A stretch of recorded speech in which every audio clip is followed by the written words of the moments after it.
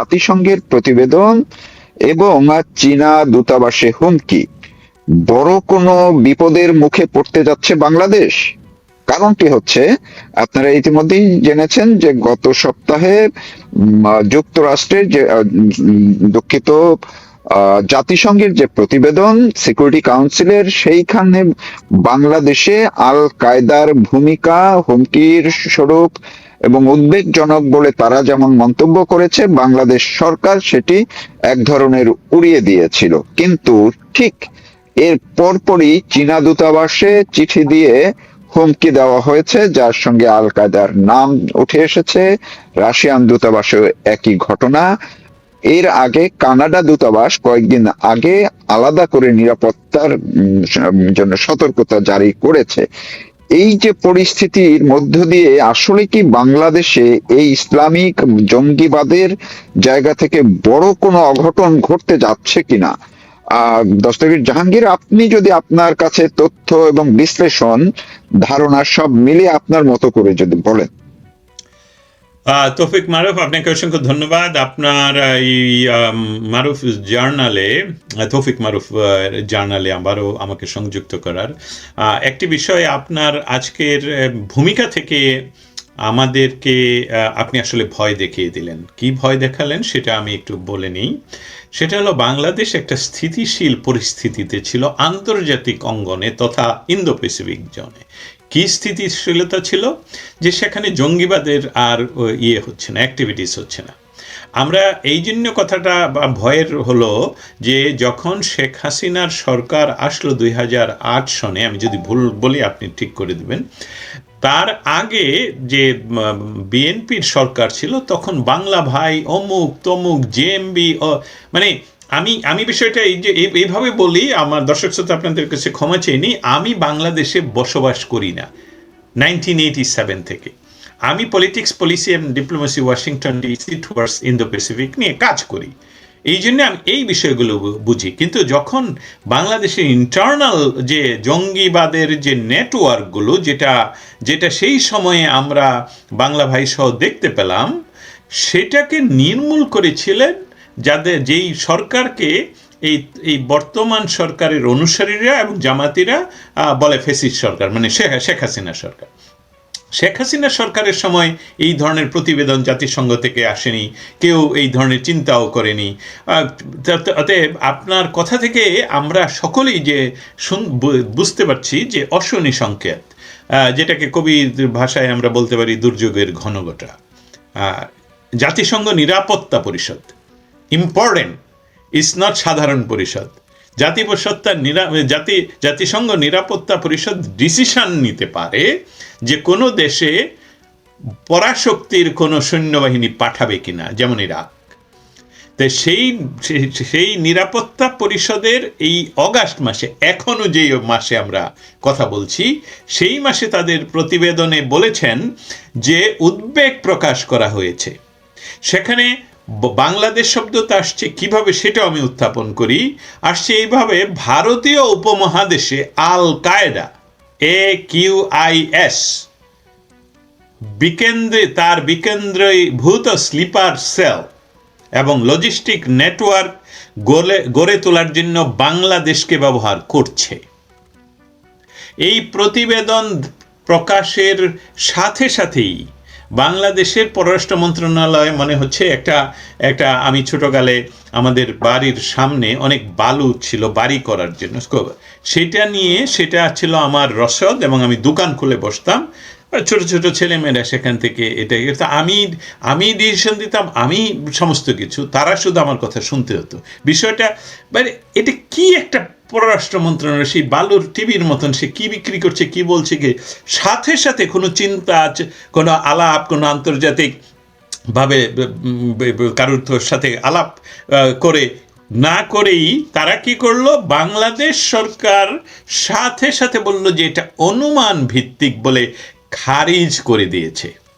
আমি ক্লান্তভাবে বলছি, কারণ এটার মধ্যে তো থাকতে হবে যৌক্তিক ভাষা, এটার মধ্যে তো থাকতে হবে ডিপ্লোম্যাটিক ভাষা। এটাতে কোনো কিছুই না করলে যে না, এখানে কোনো কলা খাওয়া হচ্ছে না, এই যে বিষয়, আমি কলা খাই না বললেই কি হবে? উট পাখি বলে বা উটের মতো ওই পাখিটার মতন যদি আমরা বালুর টিভিতে মাথা দিয়ে রাখি তাহলে কি হবে? না, হবে না। তার তথ্যচিত্র এখন ধীরে ধীরে উন্মোচিত হচ্ছে, যেটা নিয়ে আপনি আলাপ করছেন। আমরা জানি গত 7 দিনের ভিতরে একটি হিন্দু পরিবারের সকলকে হত্যা করা হয়েছে। পুলিশ এটাকে শাক দিয়ে মাছ ঢাকার চেষ্টা করে আর 2 জন হিন্দুকে গ্রেফতার করেছে, এবং তারা সেটাকে বলছে গাঁজা সেবন অমুক সেবন নিয়ে কি আবার জজমিয়া নাটক। কিন্তু এটার সাথে যে এই জঙ্গিবাদের যে হচ্ছে, ছোট ছোট করে তারা বড় অ্যাকশন করার জন্য পরিকল্পনা করছে, এটা আমি বাদে আপনারা সকলেই জানেন বাংলাদেশে যে কোনো সময় বড় দুর্ঘটনা ঘটতে পারে। এবং এটা যত সহজভাবে আমি বলছি তত সহজ নয় বিষয়টা। এটা নিয়ে আমাদের কোথায় ঘটবে? এটা কি কোনো মলে ঘটবে, মানে যেখানে মার্কেট প্লেস সেখানে ঘটবে, না এটা স্কুলে ঘটবে, না এটা বিমানবন্দরে ঘটবে, না এটা প্রত্যেকটা জেলায় আগের মতন ঘটবে? কতগুলো মানুষ মারা যাবে? এসবগুলো তো অনেকেই বলতে পারেন আপনি কোত্থেকে শুনলেন। আমি বললাম আমি ছাড়া আপনারা সকলেই জানেন। অতএব চীন দূতাবাস, রাশিয়ান দূতাবাস, সে ইমেলের মাধ্যমে যে হুমকিগুলো দেওয়া হয়েছে, এটা কোনো সাধারণ মানুষের কাজ হতে পারে না। এটা হতে হয় আমরা দুইভাবে বলতে পারি। যারা ফিল্ডে কাজ করেন তাদের পেছনের ইন্ধনদাতা নিয়ে আমরা এখন কথা বলছি না, যারা ফিল্ডে কাজ করেন তাদেরকে নিয়ে কথা বলছি। এবং আমরা একদিন সকালবেলায় বহু বছর আগে শুনলাম পৃথিবীতে এই আল কায়দা আছে। সিএনএন কথা বললো, ফক্স কথা বললো, আমরা মনে করলাম আরে আল কায়দা তোকে আগে কখন দিন শুননি। আল কায়দা হয়ে গেল, এখনো আছে, কাজ করছে, বিভিন্ন দেশে কাজ করছে। এখন ফাইনালি একটা স্থিতিশীল উর্বর ভূমি চীনের সাথে যেখানে বসতে পারলে, অস্থিতিশীল অবস্থায় থাকতে পারলে, আন্তর্জাতিক বলয়ের যারা চীনের বাণিজ্য অ্যাগ্রেশন শব্দটা ব্যবহার করি, বাণিজ্য অ্যাগ্রেশনকে তারা প্রতিহত করতে চায়, তাদের কি কাজ? এবং তাদের কাজের জন্যই কি এই স্লিপিং সেল, যেটাকে জাতিসংঘ বলছে, তাদেরকে কি ঘুম থেকে তুলে ব্যবহার করা হচ্ছে? এবং তাদের মাধ্যমে কি রাশিয়া চাইনিজ দূতাবাসকে হুমকি দেওয়া হচ্ছে? কিছুদিন আগে আপনি নিজেও জানেন আরও কয়েকটি দূতাবাসের একই ঘটনা ঘটেছে। তুলনামূলকভাবে আমি শুধু সহজ করার জন্যে, এটা যাতে আমাদের সাধারণ দর্শক শ্রোতারা সহজে বুঝতে পারেন যে এটা শুধু এই ছোটোখাটো কোনো গেম নয়, it's a serious game, it's a so serious matter. এবং সেটার সাথে তারেক জিয়ার সরকারের ভূমিকা কি আদৌ আমরা দেখতে পাচ্ছি কোনো শক্তিশালী ভূমিকা? কেন তিনি সেই আগের ওনার মার সরকারের সময় যেখানে জঙ্গিবাদের চারণভূমি হয়েছিল বাংলাদেশ, সেখানে এই মুহূর্তে আবার কেন এই একই দিনে, একই সময়ে, একই সপ্তাহে আমরা দেখতে পাচ্ছি চীন দূতাবাসের এই ইমেল, দেখতে পাচ্ছি রুশ দূতাবাসে আক্রমণের ইমেল, সেই সাথে গত সপ্তাহে জাতিসংঘের সিকিউরিটি পরিষদের প্রতিবেদন, এবং বাংলাদেশ সরকারের ভেহেমেন্টলি অস্বীকার করা এরকম কিছু নাই। কয়েক জায়গায় বোমা বিস্ফোরণ ঘটেছে, বোমা পাওয়া গেছে বিভিন্ন জায়গায়, এমনও ঘটনা ঘটেছে এই একই সময়ের মধ্যে, মানে এই আগস্ট মাসের মধ্যেই। সেটাই সম্পূর্ণভাবে যদি কোনো একটা মাসকে, গত 15 বছর যে ফেসিস্ট সরকার ছিল, তথাকথিত শেখ হাসিনা সরকারকে যারা ফেসিস্ট সরকার বলে, সেই গত 15 বছর আমরা শুধু যেভাবে 5ই অগস্ট ঘটানো হলো সেটা আমরা দেখতে পেয়েছিলাম হোলি আর্টিজানে। এবং হোলি আর্টিজানের মানুষ যাদেরকে জেলে পুরে রাখা হয়েছিল তাদেরকে মুক্ত করে দেওয়া হয়েছে। নরসিংদী জেলখানায় যাদেরকে, যে জঙ্গিদেরকে রাখা হয়েছিল তাদেরকে সরকার পরিবর্তনের আগেই জেল ভেঙে নিয়ে যাওয়া যায়। সেই বিষয়ে যখন বাংলাদেশ প্রিজন সিস্টেমের যিনি প্রধান, তাকে কি বলে আমি জানি না, উনি যখন আইজি প্রিজন, তো ওনাকে যখন ওনাকে মুখ খুললেন, ওনাকে রিমুভ করে দেওয়া হলো। তাহলে কি সরকার আসলে কে চালাচ্ছে? সরকার কি আসলে বিএনপি চালাচ্ছে, না সরকার চালাচ্ছে সেই জঙ্গি গোষ্ঠী? এইটা নিয়ে যেরকম প্রশ্ন, আরেকটা তথ্য আমি ইতিমধ্যে বলেছি কিন্তু আমি আবারও রিপিট করতে চাই, যে আশঙ্কা হচ্ছে নট অনলি সাংবাদিক মহলে, আশঙ্কা হচ্ছে রিয়েল জায়গায় যারা গোয়েন্দারা ইতিমধ্যে প্রতিবেদন জমা করেছেন যে বাংলাদেশের বড় ধরনের কোনো জঙ্গি আক্রমণ হতে পারে। সে এই বিষয়টা এই সরকারের কি নিয়ন্ত্রণে আছে না অন্য কোনো ক্রীড়ানক পিছন থেকে খেলছে, সেটাই আমাদের দেখার বিষয়, অপেক্ষা করার বিষয়।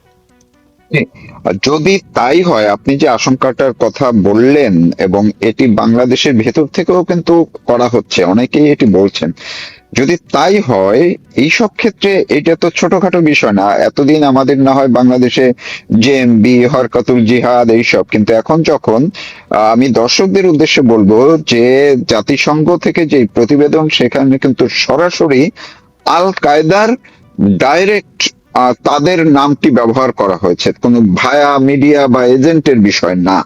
ফলে যেই দেশেই আল কায়দার সরাসরি এই ধরনের তৎপরতা দেখা গেছে, সেইখানেই কিন্তু আমরা তৃতীয় কোনো জায়গা থেকে জঙ্গি নিধনের, সন্ত্রাসী নিধনের বড় কোনো উদ্যোগ দেখতে পাই। কি উদ্যোগ হয় এইটা যদি আপনি একটু ব্যাখ্যা করেন, কোন ধরনের উদ্যোগ আমরা অনেক মধ্যপ্রাচ্যের অনেক দেশে দেখেছি। এখন ভারত প্রতিবেশী দেশ হিসেবে কিন্তু বারবার তাদের যে ভয়ের একটাই কারণ, এই দেশে প্রতিবেশী বাংলাদেশে যদি জঙ্গির উত্থান হয়, এটি তাদের বড় ভয়। তো সেই ক্ষেত্রে আপনি যে দেশটিতে আছেন, সেই দেশে তারাও জঙ্গিবাদের বিরুদ্ধে কথা বলে এবং অ্যাকশনে যায়। আবার ভারতও যদি সেই ধরনের হয়, আবার চীনা দূতাবাস, যারা খুবই বড় একটি বাংলাদেশের ক্ষেত্রে ভূমিকা রাখেন, সেই অর্থাৎ এবার কিন্তু স্টেক হোল্ডার সব কিন্তু বিগ, বড় বড়। তো এই ক্ষেত্রে আসলে কি হতে পারে আপনার অভিজ্ঞতা অনুযায়ী, আপনি কিভাবে ব্যাখ্যা করবেন এটাকে? আমরা যে বিষয়টা নিয়ে কথা বলছি এবং যে প্রশ্নটা আপনি উত্থাপন করলেন, এটা কিন্তু খুব সহজভাবে সহজ কথায় বলে ফেলা যাবে না। আমি প্রথম আরেকটু বিশ্লেষণ করে আসি। ইতিমধ্যে যে আমি লম্বা কথা বললাম, সেখানে বিশ্লেষণের চেয়ে আমি যে তথ্যগুলো একত্রিত ছিল আমার ব্রেনে, সেটাকে আমি ডিসবার্স করলাম। এখন কথা হলো জাতিসংঘের নিরাপত্তা পরিষদের প্রতিবেদন প্রসঙ্গে আমি কিছু বলব। জাতিসংঘ নিরাপত্তা পরিষদের প্রতিবেদনটিকে যদি আমরা হালকাভাবে দেখি, এটা হবে আমাদের জন্য চরম দুর্ভাগ্য। কারণ আপনি আপনার প্রশ্নে কিন্তু উল্লেখ করেছেন, তারা মেনশন করেছে আল কায়দা। আল কায়দা মেনশন করে, যাতে এটা আল কায়দারও তো বিভিন্ন গোষ্ঠী আছে, সেখানে উনি ওনাদের প্রতিবেদনে উইদিন ব্র্যাকেটে মেনশন করেছেন AQIS। সো ওনারা একদম সুনির্দিষ্টভাবে জেনে এই প্রতিবেদন, এটা জাতিসংঘের সিকিউরিটি পরিষদের, পৃথিবীর মানে জাতিসংঘের সবচেয়ে পাওয়ারফুল যে পরিষদ, সেইটা হলো সেই পরিষদ থেকে। আবারও বলছি, যারা এখন শুনছেন আগে, যে এই সিকিউরিটি পরিষদ নিতে পারে যে পৃথিবীর কোনো দেশে তারা জঙ্গি না হোক, সরকারের বিরুদ্ধে হলেও তারা মিলিটারি অ্যাকশন নেওয়ার রাখে। সেই প্রতিবেদনে এটা জাতিসংঘের সাধারণ পরিষদের বিষয় না, এটা জাতিসংঘের সেক্রেটারির বিষয় না, এটা জাতিসংঘের সেই নিরাপত্তা পরিষদের। অতএব বাংলাদেশের যে ছোট ছোট স্লিপার সেল আছে, এটাকে আরেকটু মেনশন করলাম এই জন্যে, সেখানে আল কায়দার অনেকগুলো ছোট ছোট সেল আছে। সবাই কিন্তু একত্রিতভাবে তাদের নির্দেশে কাজ করবে, ঘুমিয়ে থেকে উঠে। সেই কাজগুলো হচ্ছে ইতিমধ্যে। আপনি বলছেন এখানে ছোট বোমাবাজি হচ্ছে, ওইখানে হিন্দু নদান হচ্ছে, এইসবগুলো সব কিছু কিন্তু একত্রিতভাবে হচ্ছে।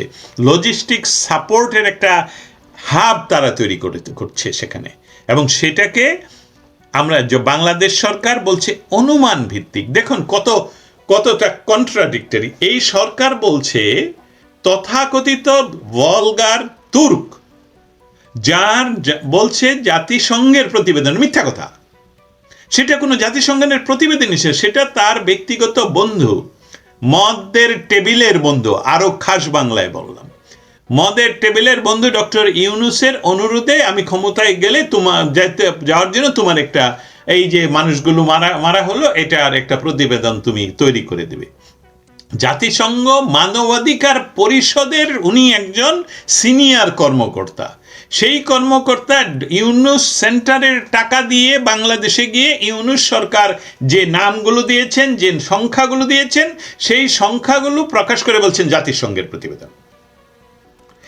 এটাও বলেন জাতিসংঘের মানবাধিকারের কথা বলা হয়নি, সেটাও বলা হয়নি জাতিসংঘের মানবাধিকার কমিশনের প্রধানের প্রতিবেদন, বলা হচ্ছিল জাতিসংঘের প্রতিবেদন। দেখুন কত বড় মিথ্যা প্রপাগান্ডা। আজকে যখন শেখ হাসিনা সরকার ক্ষমতা নেই, বাংলাদেশ বা সে ৭১-এর সরকার ক্ষমতা নেই, সেখানে জাতিসংঘের নিরাপত্তা পরিষদ বলছে আল কায়দা, ইউ মেনশনড ইট, সেখানে তারা অস্বীকার করছে। অতএব আমরা এটাকে ছোট করে দেওয়া যাবে না। সেই সাথে এখন খেলোয়াড়দের কথায় আপনি চলে আসছেন।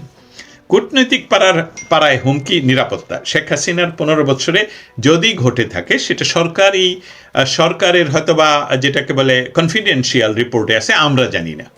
এখন সরকারের কনফিডেন্সিয়াল রিপোর্টের আমি দুঃখিত, আপনার কথার মধ্য দিয়ে আমরা দুজনে যেহেতু সাংবাদিক, আমি একটু ইন্টারাপ্ট করি। আমার মাথায় ঢুকলো আপনার একটা শব্দ, সেইটা আবার একটু পিন করি, নয়তো পরে ভুলে যাব। সেইটা হচ্ছে এই যে আপনি বললেন বারবার, আমি বললাম যে জাতিসংঘ যখন আল কায়দার কথা বলছে, বাংলাদেশ সরকার সেটাকে উড়িয়ে দিয়েছে যে অনুমান নির্ভর। শব্দটা দর্শকদের একটু শোনার জন্য বলছি, অনুমান ভিত্তিক। তো এখন এই যে অনুমান, জাতিসংঘের সবচেয়ে সুপ্রিম যারা কমিটি, নিরাপত্তা পরিষদকে বাংলাদেশের একজন স্বরাষ্ট্রমন্ত্রী বলেছেন যে না, তোমাদের এটা অনুমান নির্ভর। সেই অনুমান নির্ভরকেই কি জঙ্গিরা প্রমাণ করে দিল এই হুমকি দিয়ে? এমনটা হতে পারে কিনা, এই জায়গাটায় যদি আপনি আপনার ব্যাখ্যা যাওয়ার আগে এইটুকু একটু বলবেন কিনা, যে ওইটা তারা কনফার্ম করলো কিনা যে তোমরা আমাদেরকে পাত্তা দাও নাই, জাতিসংঘ আমাদের কথা বলছে, আমাদেরকে পাত্তা দাও নাই, এই নাও এবার দেখো, এমন কিছু কিনা? মজার উত্থাপন। Thank you so much. দুইজন সাংবাদিক এবং আমরা একপক্ষীয় আলাপ করছি না, আমরা দুইজনে আলাপ করছি। হ্যাঁ, এই কথাটা আমি হয়তো বা আপনার জন্যই তুলে রাখলাম। স্বরাষ্ট্রমন্ত্রী বলেছেন, যেভাবে বলেছেন সেটা একদম ওনার ভাষাটা এরকম, এসব ঢালাও বা সাধারণ মূল্যায়নের উপর ভিত্তি করে সরকার কোনো ধরনের বাস্তব বা অভিযানমূলক পদক্ষেপ গ্রহণ করবে না। এবং তার উত্তরে আপনি যেভাবে এখন ছেঁকে তুলে ধরলেন এই ডায়মন্ড বা সেটা হলো যে হ্যাঁ, তারা বলছে যে আমরা মরিনি, আমাদের তাদেরকে মরিয়া প্রমাণ করতে তাদের একটু অপমান, এই আল কায়দার যারা, তাদের একটু অপমান, তারা অপমানিত বোধ করছিলেন কিনা, অপমানিত বোধ করছে। এবং সেখানে যে আন্তর্জাতিক খেলোয়াড়দের ইঙ্গিত নেই, সেটা আমরা এই মুহূর্তে হয়তো বা বলতে পারবো না নাই, এই মুহূর্তে বলবো না যে আছে। আমরা এটার জন্য অপেক্ষা করতে হবে যে এই খেলোয়াড়রা কাদেরকে খেলাচ্ছেন, কাদেরকে স্লিপিং করছেন। কিন্তু যেটা মনে হচ্ছে, আমি আপনার সাথে তৌফিক গাইয়ে, এই গ্যারাকলে কি বাংলাদেশ তার গতি হারাবে? এটা আমার প্রশ্ন, কিন্তু আমি উত্তর দিব যে না হারানোর তো আমার কাছে কোনো কারণ নেই। কারণ তারেক জিয়ার যে সরকার, আমি এখন দেখছি যে সকল দিক থেকেই এই সরকারকে বলা হচ্ছে, প্রধানকে বলা হচ্ছে পরাধীন প্রধানমন্ত্রী। একদম এটা বিশ্বব্যাপী এখন সাংবাদিকরাও ইউজ করছেন, পরাধীন প্রধানমন্ত্রী। তো এই পরাধীন প্রধানমন্ত্রী, উনি ভারত আমাদের সবচেয়ে বড় প্রতিবেশী, বর্তমান সরকারের শত্রু দেশ হতে পারে, কিন্তু প্রতিবেশী হিসাবে তো এটা রিপ্লেসমেন্ট করার উপায় নেই। অতএব এই বড় প্রতিবেশীর বাড়িতে উনি যাবেন, সেটা সকালে বলেন যাচ্ছি, যে ওনার দেশে ফেরা লন্ডন থেকে, একই ঘটনা, আমি যে দেশে ফিরবো এটা তো আমার উপর নির্ভরশীল না। লোকটা আর সহ্য করতে পারেনি। লোকটা সহ্য করতে না পারে সত্য কথাটাই বলে দিচ্ছেন, আরে ভাই আপনি ডাকলেই কি আমি আসতে পারবো না, আমার তো হাত পা বাঁধা। ঠিক একই অবস্থায় উনি ভারতে যাবেন, তাকে ভারতে না গিয়ে পাঠানো হলো মালয়েশিয়া ভায়া করে সুদূর চীন দেশে বিদ্যা অর্জনের জন্য। সেই সুদূর চীন দেশ থেকে উনি বিদ্যা অর্জন করে হুমকি ধামকি দিচ্ছেন যে আমি ভারতে যাব না। এটা ওনার মৌলিক কথা না। পেছনে এখন আমি যতই মুখে হাসি রেখে কথা বলি, কারণ আমার এটাই স্বভাব, কিন্তু দুর্ভাগ্যজনকভাবে হয়তোবা সত্য মারুফ ভাই, সেটা হলো যে বাংলাদেশ কি গণতন্ত্র হারাচ্ছে? আমি এই কোন গণতন্ত্রের কথা বলছি? এখন তো কোনো গণতন্ত্র নেই, তারপরেও তো তথাকথিত একটা নির্বাচিত সরকার বসা। পিছন থেকে কি ডক্টর ইউনূস এবং খলিলরা এখনো খেলছেন? তার পেছনে কি অন্য কোনো সশস্ত্র বাহিনী খেলছেন? তাহলে এই বিষয়গুলো আজকের গত 1 মাসে এত বেশি ঘটছে কেন? আমি আপনার কাছে এই প্রশ্নটা করলাম। আমার যদি সুযোগ থাকে তাহলে আমি আরেকটু কথা বলি, সেটা হলো চীনা এবং রুশ দূতাবাসের যে ডিপ্লোম্যাটিক মিশনগুলো উড়িয়ে দেওয়ার যে ইমেলের ঘটনা, এটা বাংলাদেশের জন্য একটি জাতীয় সুরক্ষার বিরুদ্ধে, যে জাতীয় ন্যাশনাল সিকিউরিটির একটি অ্যালার্মিং সিগন্যাল হিসাবে যদি বাংলাদেশ সরকার না নেয়, বাংলাদেশের আর্মি এটা না নেয়, তাহলে কখন নেবে? হ্যাঁ, এটা শুধুই এই ধরনের আলাপের ভেতর দিয়ে আমরা আলাপ করে চলে গেলে হবে না। তার সাথে এখন অবশ্যই আমি যুক্ত করতে চাই বা যুক্ত করতে পারি, জয়শঙ্কর গত তাদের প্রেস কনফারেন্সে ওনাকে যখন বাংলাদেশ বিষয়ক প্রশ্ন করা হয় এবং তারেক জিয়ার ভারত ভিজিট সম্বন্ধে প্রশ্ন করা হয়, সেখানে উনি যে শব্দগুলো উচ্চারণ করেছেন সেটা আমি আপনার মাধ্যমে শুনিয়ে দিতে চাই। উনি যেভাবে বলছেন সেটা হলো, যে কোনো দ্বিপক্ষীয় সম্পর্ক টিকিয়ে রাখতে হলে পারস্পরিক স্বার্থের, মিউচুয়াল ইন্টারেস্টের পরীক্ষায় পাশ করতে হবে। আপনি বলুন, হোয়াট ডাজ ইট মিন? আপনি বলুন এখন আমাদের দর্শক শ্রোতাদের জন্য, যে পরীক্ষায় পাশ করতে হবে। কি পরীক্ষা? কার সাথে পরীক্ষা? এবং সেটার জয়শঙ্কর এখন এরকম কঠিন, আমি বলবো ডিপ্লোম্যাটিক টার্মিনোলজির সর্বোচ্চ কঠিন, তারপরে হলো অস্ত্র প্রয়োগ। শুধু প্লিজ, আমি এখনই না, আমি সেই জায়গাটাই আমি বলছিলাম। আপনি যে মাঝখানে ডক্টর ইউনূসের কথা বলছিলেন, আমরা কিন্তু শপথ যেদিন হলো রাষ্ট্রপতি মির্জা ফখরুল ইসলাম আলমগীরের, সেই দিনের যদি ছবিটা আপনি একটু দেখে থাকেন, যে সেইখানে একেবারেই যেই ডক্টর ইউনূসের বিরুদ্ধে তার মন্ত্রীরাও মাঝে মধ্যেই কথা বলেন এবং তার কোন কোন ইস্যুতে তার বিচারের, তার যে দায়ভার নেওয়ার জন্য বলেন বিভিন্ন ভাবে, কিন্তু হঠাৎ করেই সেদিন দেখলাম তিনি ওই 5ই আগস্ট যেমন ডক্টর ইউনূসকে তিনি সাথে করে নিয়ে গেছেন গণভবনে, মানে এখন যেটা জাদুঘর পড়েছে, আবার এই শপথের দিন এক পাশে বসিয়েছেন তার স্ত্রীকে, আর এক পাশেই বসিয়েছেন তার মূল অভিভাবক ডক্টর ইউনূসকে। এর অথচ আবার শাহাবুদ্দিন চুপ্পুকে সেইখানে দাওয়াতও দেওয়া হয়নি।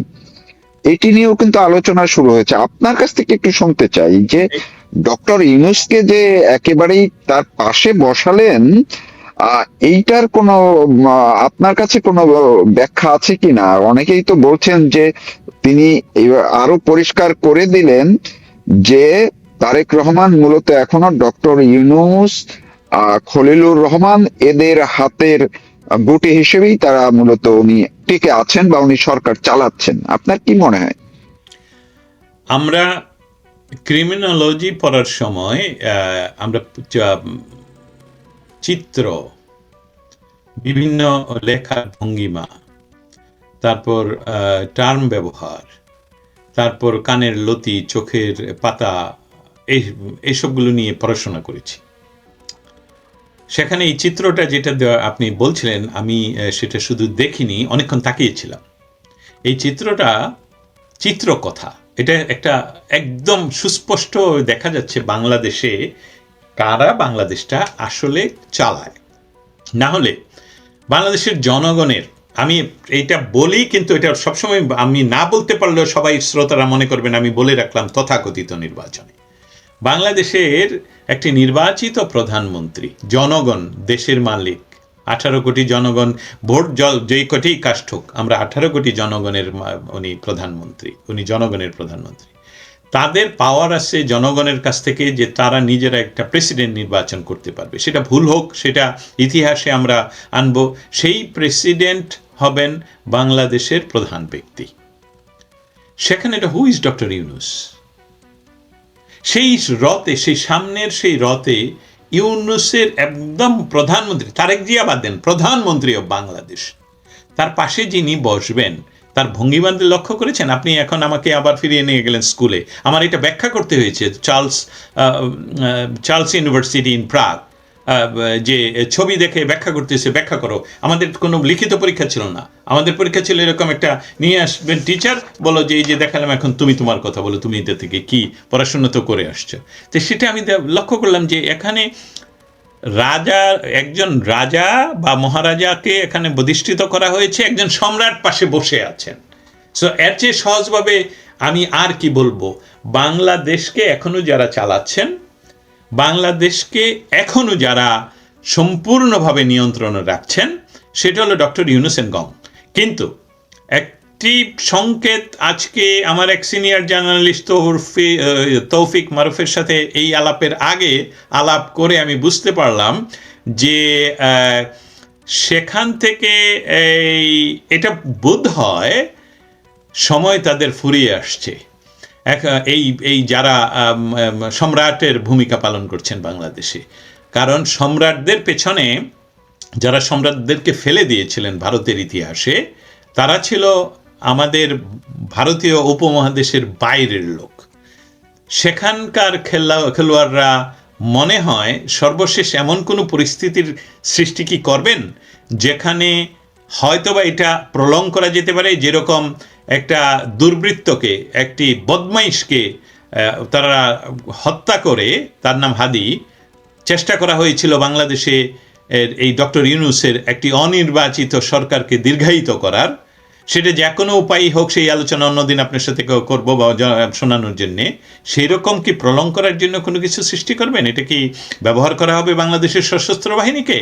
না বাংলাদেশের সমস্ত জায়গায়, যেটা আমরা আশঙ্কা করছি এই মুহূর্তে, যে জঙ্গি আক্রমণের ফলে সেখানে সরাসরি, যেটা আমাদের আমেরিকান যুক্তরাষ্ট্র তাদের ন্যাশনাল সিকিউরিটির জন্য, আমরা জানি আফগানিস্তানে ঢুকেছেন, এই আফগানিস্তানে যখন আল কায়দা ছিল, এমনকি সিরিয়ার একটা বিরাট অংশ, যেটা কখনো এখনো পর্যন্ত সরকার সিরিয়ার কোনো সরকার দখলে নিতে পারেনি, আল কায়দাকে প্রতিহত করার জন্য আমাদের মার্কিন যুক্তরাষ্ট্রের সেনারা সেখানে অবস্থান করেছেন।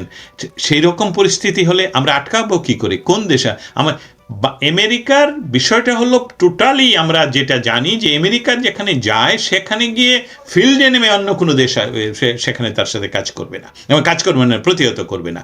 তবে চায়নাকে যেভাবে খেপিয়ে তোলা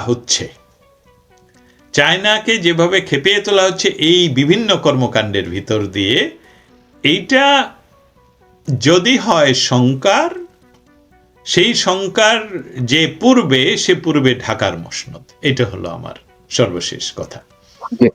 আপনার সর্বশেষ কথা দিয়ে আমি শেষ করব, এবং এইটা শিরোনামটা আসলে আপনি একদম শেষ জায়গায় এসে চূড়ান্ত ভাবেই আপনি বলে দিলেন যে যেইখানে এইভাবে জঙ্গিবাদের উত্থান হয় এবং সেই প্রক্রিয়া অন্যান্য দেশে, মধ্যপ্রাচ্যের অন্যান্য দেশে যেই পয়েন্টগুলো ধরে ধরে আজকে এক একটি দেশ ধ্বংস হয়ে গেছে, বাংলাদেশও একেবারেই আমরা যে কথাটা বলি সেই আলামতটা কিন্তু একেবারেই হুবহু মিলে যাচ্ছে, এবং সেই রূট ধরেই কিন্তু এগোচ্ছে। আমাদের দেখতে হবে সামনে আসলে বাংলাদেশের ভাগ্যে কি আছে। শুধুমাত্র না, দয়া করে শেষ করবেন না, আপনি অনুমতি দেন, আমার আরো একটা সেন্টেন্স বলার রয়ে গেছে। জি প্লিজ প্লিজ। আপনি আপনার প্রশ্নে জিজ্ঞেস করেছিলেন, সেটা আমি উত্তর দিতে পারিনি। সেটা ছিল যে ভারতের এই পূর্বাঞ্চলে এই আরেকটি কাশ্মীর কি ভারতীয় করতে পারবে কিনা, এফোর্ড করতে পারবে কিনা। এই প্রশ্নটা আপনি অন্যভাবে করলেও আমি আমার মতো বললাম। বাংলাদেশের স্বাধীনতা আন্দোলনের নেতৃত্ব দিয়েছেন বা মস্তিষ্ক যিনি স্বপ্নদ্রষ্টা, তিনি হলেন সর্বকালের সর্বশ্রেষ্ঠ বাঙালি বঙ্গবন্ধু শেখ মুজিবুর রহমান। তিনি আন্তর্জাতিক প্রেক্ষিতকে এমন সুচারুরূপে ওনার পক্ষে নিয়ে আসেন, বাংলাদেশের স্বাধীনতার পক্ষে নিয়ে আসেন। সেখানে আজকের জয়শঙ্কর যে কথাটা বলেছেন, পরীক্ষায় পাশ করতে হবে, সেই সময়ের সেই যে বাংলাদেশের স্বাধিকার আন্দোলনের নেতৃত্ব, সেটা পাশ করেছেন বলেই তখন ভারত তাদের স্বার্থ আছে বলেই আমাদের একত্রিতভাবে পাকিস্তানি এই 93,000 সৈন্যকে আত্মসমর্পণ করতে হলো। সেখানে কিন্তু এই কথাগুলো বলার মৌলিক শব্দটা আমি খুঁজে পাচ্ছিলাম না, এখন পেয়ে গেলাম। সেটা হলো যে একটা স্থিতিশীল পূর্বাঞ্চলীয় রাষ্ট্র। কারণ ভারত সরকার সেদিন বিপদে পড়েছে, বিপদ মানে আলোচনা হচ্ছিল যে আমরা কি পূর্বে আরেকটি মিনি পাকিস্তান বানাবো কিনা আমাদের সেনাবাহিনী দিয়ে, কারণ সেটা মুসলিম অধ্যুষিত দেশ। এবং সেখানে শ্রীমতী ইন্দিরা গান্ধী যেই কথাগুলো সেখানে বলেছেন, এটা আজকের আলোচনার বিষয় নয়, তথাপি আমি লোক সম্বরণ করতে পারলাম না। বলেছিলেন যে বাঙালির সাংস্কৃতিক ইতিহাস এর আমাদের ভারতীয় মহাদেশের পুরাতন ইতিহাস একই ধারার একই মূল সেখানে। অতএব সেখানকার যে স্বাধীনতা সেটা ভারতের জন্য সবসময় পজিটিভ নিয়ে আসবে। অতএব ভারত দেখুন বিজেপি সরকার আসার পর বিএনপি এর যে ছিল, মিষ্টি বিতরণ ছিল, বিজেপি সরকার বলুন, আগামী কংগ্রেস সরকার বলুন, তাদের পূর্বাঞ্চলে আরেকটি কাশ্মীর, আজাদ কাশ্মীর, হোয়াট এভার কাশ্মীর, আরেকটি স্বাধীন বঙ্গভূমি, এটাকে তারা এফোর্ড করতে পারবেন না। অতএব সেই জন্যে যে কোনো উপায়ে এই মুহূর্তের বিশ্বের একজন বড় খেলোয়াড়দের অন্যতম, নট অনলি রাজনৈতিক, অর্থনৈতিক খেলোয়াড়দের অন্যতম এই ভারত আমেরিকাকে ম্যানেজ করবেই। এবং সেটাই হলো বাংলাদেশের সাধারণ মানুষের জন্য আমি সুনির্দিষ্টভাবে মনে করি এটা সুসংবাদ, যে একদমই আল কায়দা গোষ্ঠী যে সেখানে এমন কিছু সৃষ্টি করতে পারবে সেই শঙ্কা থেকে আমি 100% বিশ্বাস করি না। কিন্তু দুর্ভাগ্যজনকভাবে সত্য, সশস্ত্র বাহিনী, বর্তমান রাজনৈতিক যে ফ্যাব্রিক বাংলাদেশে, সবাই কিন্তু চাচ্ছে এই ঘটনা ঘটুক এবং তাদের হাত পা বাঁধা এগ্রিমেন্টে, নন এগ্রিমেন্টে, because everyday they have to ask the advice what I'll do tomorrow morning. Thank you so much. আমি শেষ করতাম, কিন্তু আপনার কথার মধ্যে দিয়ে আমি এই যে থেমে আপনার দিকে তাকিয়েছিলাম, একটা প্রশ্ন মাথায় ঢুকছে দর্শকদের জন্য। শেষবারের মতোই এটুকু, একদম সহজ করে যদি একদম গ্রামের একজন যে লেম্যান হিসেবে আপনার কাছ থেকে জানতে চাই, এতক্ষণ ধরে আমরা যে কথা বললাম সেটা, ধরুন এই যে শেখ হাসিনাকে দেশে ফেরা ঠেকানো, ভারতকে ঠেকানো, এইসব কারণে বাংলাদেশের বর্তমান সরকার, সেটা ডক্টর ইউনূসের মাধ্যমে হোক, সেনাবাহিনীর মাধ্যমে হোক, কোন মাধ্যমে যদি এমন হয় যে হ্যাঁ তোমরাই তো বলেছো জাতিসংঘকে, যে তোমরাই তো বলেছো আমাদের দেশে জঙ্গি আছে, এবং কোন জঙ্গি, আল কায়দার মতো জঙ্গি আছে, এবং এই যে চীনা দূতাবাস, রাশিয়ান দূতাবাস হুমকি ধমকি দিচ্ছে, আমরা এটা এখন আমার সামাল দিতে পারছি না পরিস্থিতি, জাতিসংঘের কাছে যদি তারা সহায়তা চায়, সেই ক্ষেত্রে জাতিসংঘ থেকে যদি ওই যে আপনি যাদের কথা বললেন অন্যান্য দেশের, মধ্যপ্রাচ্যের মধ্যে কোন টিম, কোন ফোর্স যদি বাংলাদেশে ঢুকে যায়, কারণ তারা এর মধ্যে তো মহড়াও দিয়ে গেছে, সেই ক্ষেত্রে ভারতের কি করার থাকবে, এবং সেই ক্ষেত্রে কিছু করার আসলে শেখ হাসিনার ফেরাটাও ভেস্তে দিতে তারা সক্ষম হবে কিনা, এইটাই তাদের শেষ কিছু হচ্ছে কিনা আর কি, একদম ছোট করে। একদম ছোট করে, ইউএন সিকিউরিটি কাউন্সিলের ক্ষমতা হলো অসীম, তারা ডিসিশন নিতে পারে। প্রতিবেদনটা তৈরি করা হয়ে গেছে, প্রতিবেদনটা ডিক্লার হয়ে গেছে, প্রতিবেদনটা প্রকাশিত। অর্থাৎ প্রতিবেদনে বলা আছে যে সেখানে আল কায়দা গোষ্ঠী অবস্থান করছে, নেটওয়ার্কিং করছে। যেই প্রতিবেদন তৈরি করা হয়েছিল ইরাকের সময়, যে তাদের বিধ্বংসী অস্ত্র রয়ে গেছে, তা বিধ্বংসী অংশ রয়ে গেছে, তারা কিছুদিন অপেক্ষা করে বললো ইন্সপেক্টর পাঠাবো, ইন্সপেক্টরদেরকে বললো দেখানো হচ্ছে না, এই বিষয় নিয়ে বললো না তাহলে আমাদের সেখানে যেতে হবে, এবং গিয়ে তারা সরকার পরিবর্তন করে ফেলে এসে বললো ও ওইরকম কিছু পাইনি আমরা, দুঃখ প্রকাশ, আমরা কি করবো এখন। এটা কিন্তু ধাপ, এটা কিন্তু মানে অনেকটাই মেটিকুলাসলি ডিজাইন। আপনি অতএব ওই মেটিকুলাস এইসবগুলো এখন আমাদের সরল সকলেই এই শব্দগুলো ব্যবহার করেন, বুঝেন। অতএব একই পথে যাচ্ছে ঘটনাটা, যে একটা স্টেপ হয়ে গেছে, দ্বিতীয় স্টেপটা এখন কি, তোমরা এটাকে ঠেকাও, অস্বীকার করছো। এই জন্যে তাদের স্লিপিং সেলদেরকে বলা হচ্ছে তুমি এখানে একটু এটা করবে ওইটা করবে, যেটা আমরা শঙ্কা প্রকাশ করছি যে ঘটবে। ঘটার পরেই আর্মি হয়তো, বা আর্মি তো এখনো রাস্তায় এসে, আর্মি বলবে যে এদেরকে বলবে হয় তোমরা ঠেকাও, তোমরা দেশকে শান্ত করো, না হলে আমাদের ন্যাশনাল সিকিউরিটি, আমাদের ন্যাশনাল, কারণ আফগানিস্তানের তোরা বোরাতে বসে যদি একজন আমাদের আমেরিকান ন্যাশনাল সিকিউরিটির জন্য হুমকি হতে পারে, তাহলে ঢাকার চতুর্দিকে বসে তারা হুমকি হবে না কেন ইউনাইটেড স্টেটের জন্যে? অতএব সেটা যদি না হওয়ার তো আমি কোনো কারণ দেখছি না। কিন্তু আপনার যেটা দিয়ে শেষ করতে বলছেন, ভারত সেটা এফোর্ড করতে আসলে চায় না, এবং সেটার জন্য ভারতের কাছে সক্ষমতা রয়ে গেছে।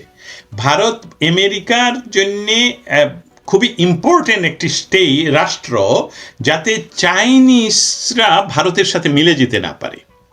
ভারত এবং চায়না যদি ডিসপিউটগুলি ওভার করে বলতে পারে যে আমরা এখন করব, পৃথিবীতে আমরা সৌহার্দ্যপূর্ণ সম্পর্ক, শান্তিপূর্ণ সহাবস্থানে থাকবো, তোমাদের ব্যবসা তোমরা করবে, আমার ব্যবসা আমরা করবো, আমরা দুজন বিনিময় করব, তাহলে তো সব শেষ হয়ে যাবে, শব্দটা বলছি, তাহলে শেষ হয়ে যাবে। সেই জন্যে ভারতকে অবশ্যই আমেরিকার প্রয়োজন, যেমন আমেরিকাকে ভারতের প্রয়োজন।